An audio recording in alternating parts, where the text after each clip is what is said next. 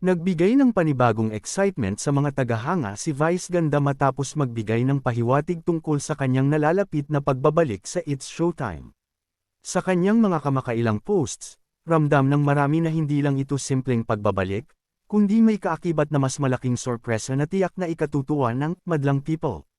Matatanda ang pansamantalang nagpahinga ang unkabogable star mula sa noontime show upang bigyang oras ang sarili at ang iba niyang commitments. Sa kanyang pagkawala, kapansin-pansin ang pangungulila ng mga manunood sa kanyang kakaibang humor at enerhiya na matagal nang nagbibigay buhay sa programa. Hindi naman napigilan ng kanyang mga tagahanga ang magpahayag ng kanilang kasab-ikan sa social media. Marami ang umaasang mas magiging bongga ang kanyang pagbabalik, lalo na't kilala si Vice sa pagbibigay ng saya at good vibes tuwing tanghali. Bagamat wala pang opisyal na detalye, lumalakas ang usap-usapan na posibleng may bagong segment o kakaibang konsepto na ilulunsad kasabay ng kanyang pagbabalik. May ilan ding naniniwala na maaaring maghanda ang show ng isang espesyal at engranding episode na puno ng surpresa at guest appearances.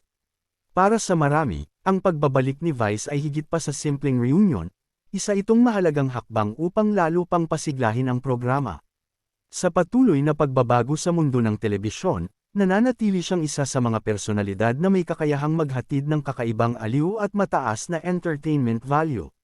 Sa ngayon, nananatiling nakaabang ang publiko sa opisyal na anunsyo ukol sa detalye ng kanyang comeback. Ngunit isang bagay ang sigurado, sa muling pag-apak ni Vice Ganda sa entablado, asahan ang isang mas makulay, mas masaya, at hindi malilimutang kabanata para sa It's Showtime at sa milyon-milyong manunood nito.